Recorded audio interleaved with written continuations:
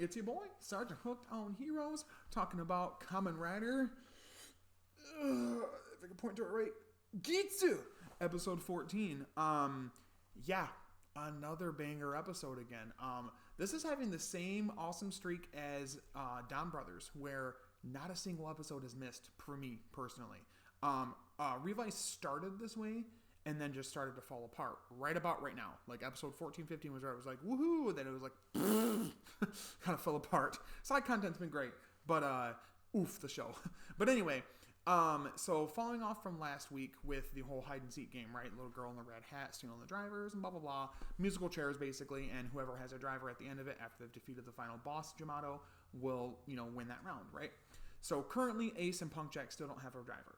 And Jirori is still like super fixated on getting Geats out of there, to the point where Sumuri starts off the narration of the episode kind of summing up what happened last time and telling them what they need to do this time, defeating the boss Jamato. And she even says, why are we so like fixed on this? Like, what's the big deal of wanting to go after Geats?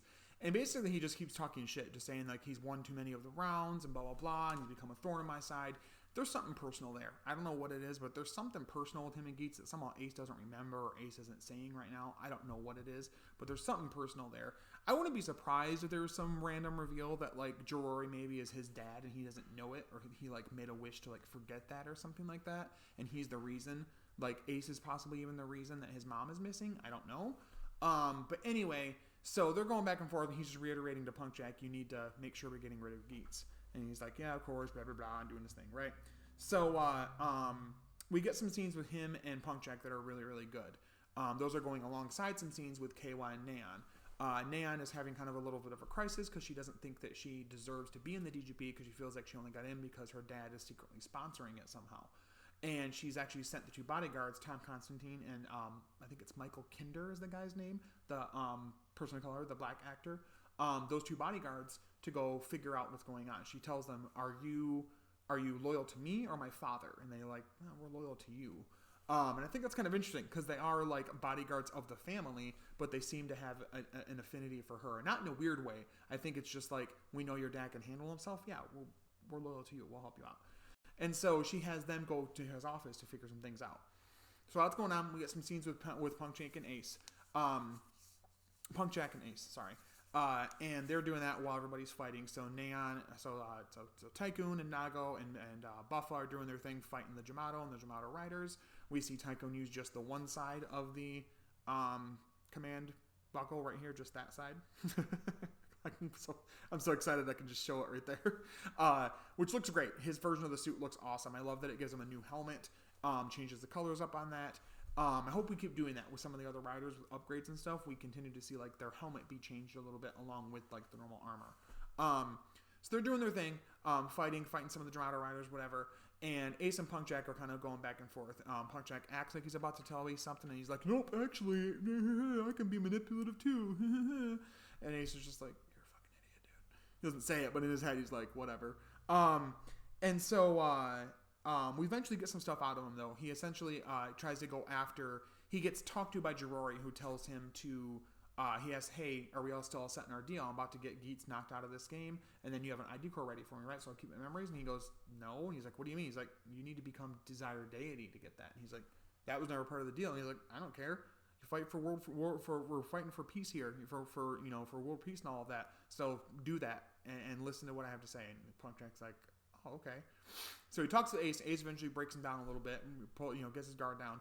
And we find more out about Punk Jack. So Haruya, when he was younger, was trying to be a musician. It didn't really work out. Spent like all of his money he had, went bankrupt essentially, and basically was offered a deal by his grandfather, who says his grandfather owns a corporation.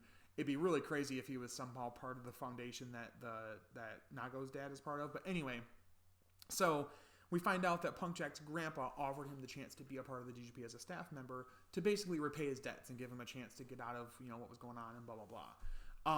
And that's when he just he went full force into it. And he breaks down and kind of like tells him a little bit about that. And he's like, well, what are you even like in this for anyway? Like he starts asking. He's like, I know that I'm supposed to be stopping you, but I just got to know, why are you like so gung ho about getting your wish fulfilled? What is it you're trying to find? And he tells him, well, I'm looking for my mother. All that I know about her is her name is Mitsume, but that she's been gone from me almost since I was a child. I don't even really remember what she looks like. I thought if I won the one round of DGB and made myself star of stars, that would get her attention and make me noticed by her, and she'd come find me, and she didn't.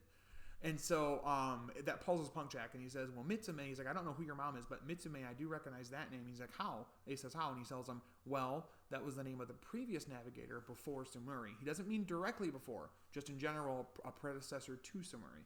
So really interesting that we're starting to kind of widen that lore a little bit, but not too much. That's what I like about this show, is that it gives you some to like feed on and kind of chew on a little bit lore-wise, but not enough to where it's like solving every mystery right away.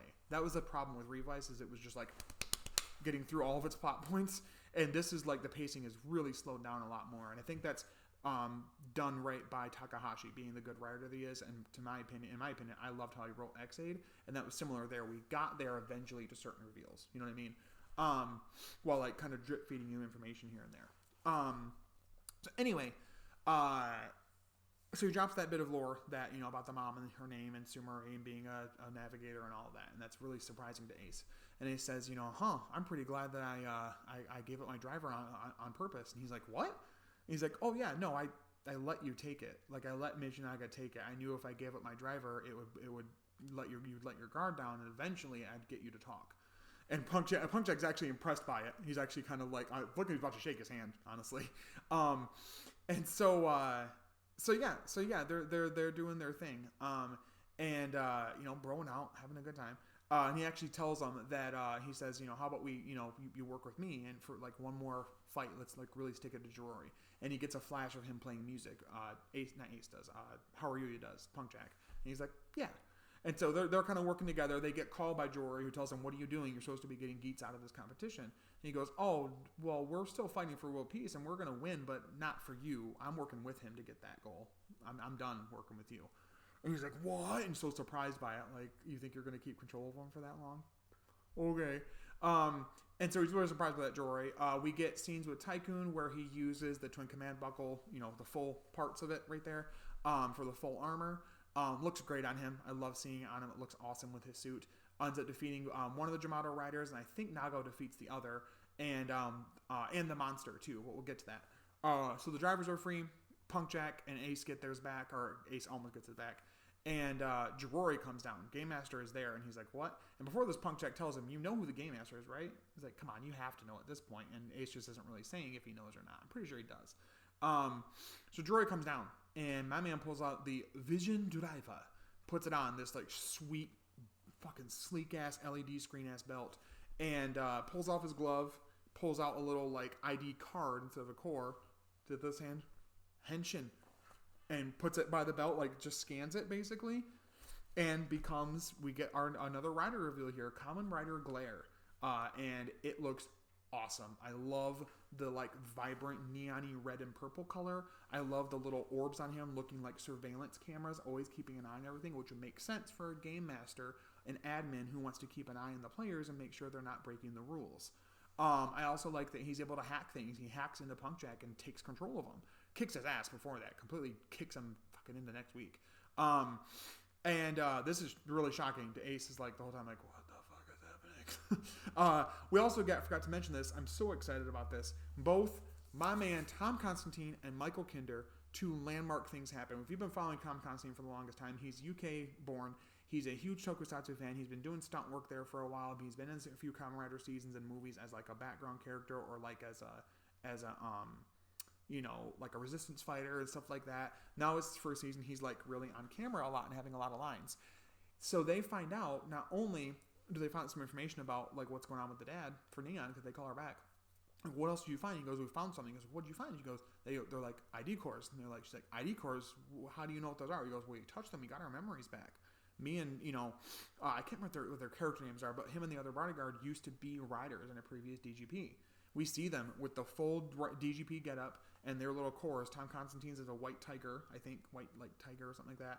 And Michael Kinder's is a like a Black Panther type thing, which might be a little on the nose. I didn't think it was racist, but I'm also a white person, so maybe it wasn't. I just think it's cool he has one. Maybe people are looking into it too much if they think that it's racist. But I could see maybe thinking that way because of how racism is dealt with in Japan. But anyway, sometimes by some people, I will say that.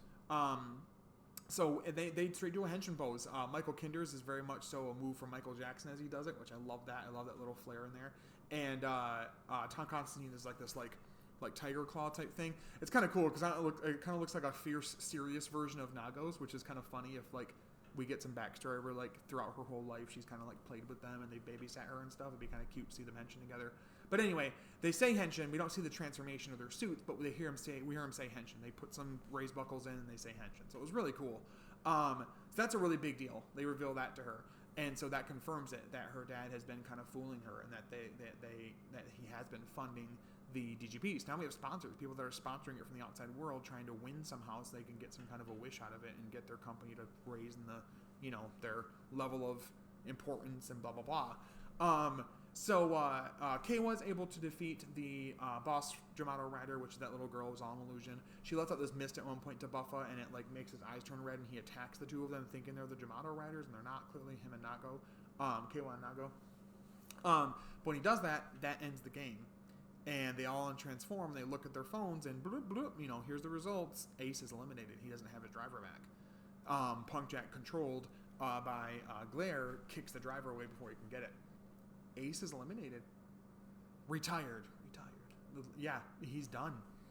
It was pretty shocking. I was surprised that it happened so quickly. We had theorized it was a possibility at some point that he was going to be out of it. He does show in the next episode preview, but not necessarily. That doesn't necessarily mean he'll be in it that much, and that he'll be coming back right away. There are some grains of salt out there, possible rumors, things that there'll be some kind of Silver Fox Rider, and I wonder if that'll be him somehow getting back in. My personal theory is that other admin guy that gave him the Twin Command Buckle, which he questions about why did they send that to him, that he'll be so pissed that when he finds out that Jirori actually got involved, because you get a thing at the end of this with the little DGP rules thing that says the Game Master cannot interfere with the outcome of a DGP round, and clearly Glare did. He did intervene when he shouldn't have. They should have both gotten the drivers. They were right there, but he got in the way. So I wonder if that other admin person, whatever their name is, if they'll eventually come back into it and be like a secret supporter for Geats. I don't know if they'll stay good necessarily, but I wonder if they're going to stay a supporter just to fuck over Jirori to make themselves the new Game Master. Maybe that's their plan, to kind of climb the ladder. And that'll be how he gets back into it. Not as normal Geats with the normal ID core, but with a silver version of it. But yeah, it was pretty shocking to see him get eliminated this quickly. And pretty pretty ballsy of them and Ryder to do that. Like, you don't usually see the main Ryder get kind of mollywopped like this so early on in the story. You see them lose sometimes and get a form beaten or something like that before they get a new form. But to see like this where he's just out of it, it's like, oh. So I hope it's not just in one episode he's back. I hope they wait at least a couple of whatever. I don't want it to be forever, but I just want it to feel like it has impact. And it feels like it doesn't sometimes in Ryder when it lasts like an episode and then they come back. Just like the whole death thing. But overall, a really good episode. I love the back and forth with Ace and Punk Jack's backstory, the idea that there are companies outside of the DGP in the normal world that know about the DGP and are trying to sponsor it to get money and fame and blah, blah, blah, blah, blah, blah. I love that Neon's family is a part of it and she didn't know it. I wonder if the mom knows or if it's just the dad. I love that Tom Constantine and Michael Kinder got to transform. We didn't see the full transformation sequence or what their helmets look like, but hopefully we also did see some scans, though, of some controlled riders, some controlled riders that had because when Glare controls another rider, he throws out one of the little orbs on his body and attaches to their head, like it knocks their helmet off and attaches to their head, and then it's just that head on top of whatever suit they had. And we see two riders conveniently with the same raised buckles that Tom Constantine and Michael Kinder used, which I think was, I believe, the water one, and Armed Water and Armed Hammer, I'm pretty sure. I'm not 100%. So I'm hoping it's not them. I'm hoping it's somebody else, but it's looking like it is, and I really want them to not, fucking tickle our taint with not seeing their helmets, Hopefully we get to see that before they get controlled. But anyway, really exciting to see that. I hope they get a chance to henshin. I'd love to see them get to henshin with everybody, but definitely with Neon. I think that'd be really cool to see that, especially if you get some backstory stuff that flashbacks that they babysat her a few times when she was younger, and she kind of sees them as family and blah blah blah. You know what I mean? That'd be really cool. And see them maybe even develop as cast. I think it'd be really cool to see them just be part of it. But anyway, he's finally achieved the dream, though. My man, John Constantine and Michael Kinder have achieved the dream we all want, which is to be a rider, dude. Holy shit. Congrats to you, man. But anyway, another banger episode. Probably a straight 9 out of 10, only because I wanted there to be a bit more... I like what we got with Punk Jack and Ace, but a bit more with that, and a bit more on Punk Jack's backstory, which I'm sure we'll get drip fed as we go through more of it. But that's what didn't make it a perfect score for me, but still very entertaining. Great fights, great suits, great revelations. The glare suit is one of the most beautiful suits in Tokusatsu. Holy shit, the colors. The driver, I want it, but I already P-Banded myself last season with the Demons driver, and I'm all set with getting another P-Banded driver again. But yeah, so all like I said, all in all, banger episode, 9 out of 10. Content on the channel this week, we have this review for episode 14 of Geats, clearly. The review for episode 40 of Don Brothers. Hard to say, what am I doing? Also this week, on Sunday, as we're recording this, we'll be recording our next episode of Henshins and Homies. Usually it's on Fridays, 7:30 p.m. / 8 p.m. Eastern Standard Time. Also available as a podcast anywhere you can get them. Plug. Also, follow us on social. We're on social media, on Twitter, and also on YouTube is where you can watch us live every time we record. But this week, guest will be the wonderful Keza Henshin, talking about our favorite / most hated or best / worst suits in Tokusatsu, and then also our favorite civilian outfits. We thought we'd do more of like a fun, light topic for this week. Which I think will still be fun, still be entertaining. But I thank you guys so much for supporting us there, watching there. It's so awesome to see the interactions there and see you guys jump in the chat and talk about things with us. Thank you so much for watching and subscribing and commenting on my stuff as well. I really appreciate it. Definitely I'm going to leave a link not only to the Henshins and Homies page, but also to my boyfriend, Toku Frankies. You should definitely check him out. My co-host, good friend, Aibo. And thank you guys so much for the support. I really appreciate it. It means a lot to me to be able to come out here in my cold-ass garage and talk about, superhero shows in Japan for 8 to 10-year-old children for like 20 minutes at a time. But anyway, until next time, stay hooked on them heroes. I'll talk to you later. Bye-bye-bye.